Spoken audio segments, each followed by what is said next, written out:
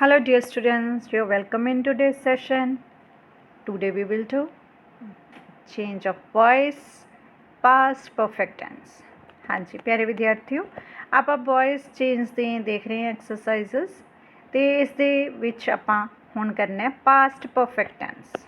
ਤਾਂ past perfect tens ਕੀ ਹੈ ਬੇਟਾ? ਪਾਸਟ ਪਰਫੈਕਟ ਜੋ ਬੀਤ ਚੁੱਕਾ ਸੀ, ਹੋ ਚੁੱਕਾ ਸੀ ਕੰਮ। ਤਾਂ ਇਹਦੀ ਪਹਿਚਾਨ ਕੀ ਹੈ? Head plus B3। Very simple. देखते हैं आप एक सेंटेंस लैके कि किस तरह चेंज करनी है voice. Arjun had seen a deer. Arjun की है बेटा Arjun subject, had seen B3 हो गया, अ डियर ऑब्जेक्ट हो गया। हुण वॉइस किवें चेंज करांगे? ऑब्जेक्ट नूं अगे लईए आपां, a deer had the had plus की ऐड हो जाऊगा इत्थे? बीन। की ऐड हो जाऊगा बेटा? Been. B3 as it is रहूगा कि वॉइस ही तुहानूं दस्सिया सी पैसिव वॉइस दे विच B3 हुंदी है, तो ऑलरेडी B3 है, एक आप ऐड कर देंगे बाय। बाकी जो सब्जेक्ट है वो पिछे आई जाऊगा Arjun. A deer had been seen by Arjun. जे ये नैगेटिव फॉर्म दे विच है सेंटेंस तां I had not liked kites. तो इन्होंने इसनों भी ध्यान नाल वेखो। I subject, had the had, not लग गया क्योंकि नेगेटिव है, लाइक्ड B3 हो गया, काइट सब्जेक्ट हो गया। फिर एज पर यूजल काइट्स नूं आपां अगे ले आए, काइट्स। हैड द हैड लग गया, नॉट द नॉट भी लग गया। तो हुण आपां की इंसर्ट करते हुन्ने बेटा? बीन। की लिखते हुन्ने आपां? Been. Third form liked already लगी हुई है।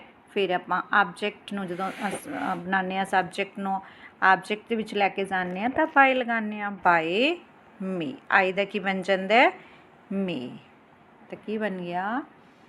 Kites had not been liked by me. मैं पतंगा नहीं पसंद करता सी ते पतंगा मेरे द्वारा नहीं पसंद कीतियां जांदियां सन। नैक्सट, जे इंटरोगेटिव सेंटेंस होवे, साइन ऑफ इंटरोगेशन वाला, प्रश्न वाला, प्रश्नवाचक वाक होवे तां किवें करांगे? Had you taken T? तो ये बेटा तुसीं देख रहे हो, नोटिस कर रहे हो कि चेंज है? हैड अगे लग्या हुंदा है क्योंकि प्रश्न है ये। Had you taken tea? Sign of interrogation. Had आ गया, सब्जेक्ट आ गया, B3 आ गया, ऑब्जेक्ट आ गया, साइन ऑफ इंटरोगेशन तो लगना ही लगना।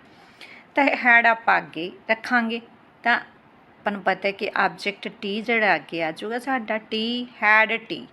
तो हुण बीन आपां लगावांगे ऑब्जेक्ट तो बाद, हैड बीन टी नहीं लगाना। क्लीयर?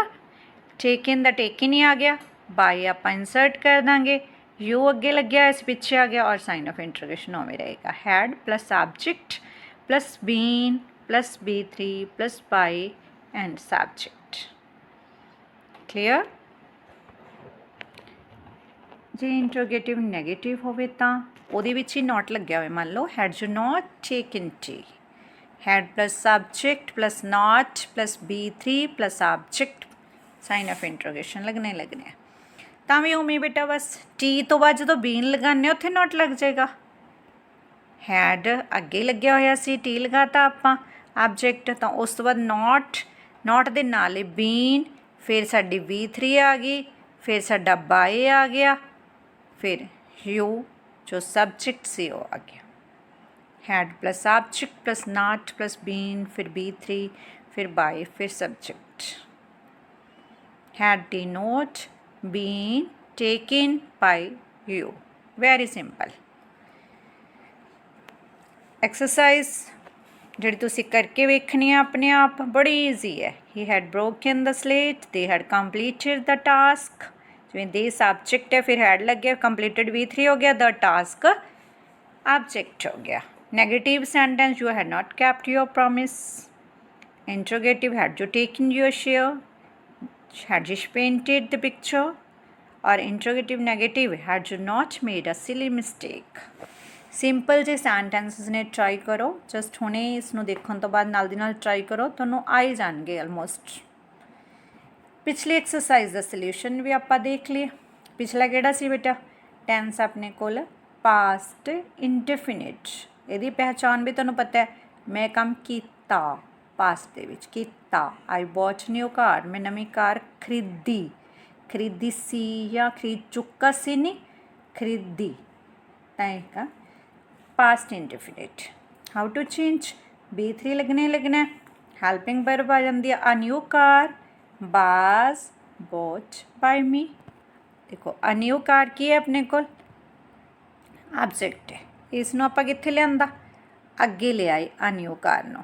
फिर सिंगुलर है वाज पास्ट टेंस है नैचुरली वाज लगेगा ना पास्ट इंडेफिनिट है। बॉट ऑलरेडी सेकेंड दी भी फॉर्म बॉट है थर्ड भी बॉट है इस करके बॉट लग गया।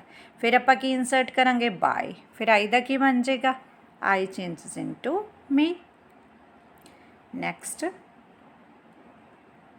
ही kept her in the dark kept her in the dark उसने उसनों डार्क दे विच नेरे विच रखिया तां ही kept her in the dark। she was तां किहड़ा आपां object लवांगे she was kept in the dark by him। तो आप देखो किहड़ा पहला देखो ऑब्जेक्ट किहड़ा कई बच्चे इन द डार्क ले लेंदे this is not the object. He kept her in the dark इसने उसनों हनेरे विच रखिया हनेरे विच दी इंग्लिश है इन द डार्क उसनों तो हर लवांगे शी ना लग गया बाज kept B3 होगी इन द डार्क ना लग गया by him. He always help the poor आप अगे लवांगे तो ब क्योंकि वह बच्चन च लैने पोअर ना आप always help by him. Hari did not open the door did not was not opened by Hari। he never lost his focus तो आप सेंटर पॉइंट की है साडा फोकस his focus अगे ले लिया his focus was never lost by him not they थां ते never लग्या होया। did he visit you interrogative sentence है तो डिड दी थां ते आपां पहला देखो कि सब ऑब्जेक्ट की चक्कांगे आपां चक्कांगे यू तो डिड दी थां ते की लग जाएगा व you visited by him were you visited by him. Very simple sentences है अगर एक बार आपां नूं सिंपल सेंटेंसिस करने आ जाते हैं तो फिर उस तो बाद आपां कंप्लीकेटेड एंड टफ सेंटेंसिस भी करन लग जाने। एक बार सानूं पता चल जाए केवल रूल नूं रट्टा लगाउण नाल कुछ नहीं होना वाक बना के वेखण नाल होएगा प्रैक्टिस। इसलिए तो एक्सरसाइज दी जाती है कि प्रैक्टिस करो अगर तुहानूं वाक आ गए तो दूसरे कॉम्प्लीकेटेड भी तुसीं हौली हौली बनाउण लग जाओगे। सिंपल जी वॉइस है पर ये उलझन कई बार ना अपन जो MCQ रूप च वॉइस दी होंगी है उदों बड़ी उलझन आती है तुसीं ट्राई करके देखो ईजी है। फिर मिलांगे next voice change of voice दी नैक्सट वो एक्सरसाइज दे नाल। ओके बेटा थैंक यू।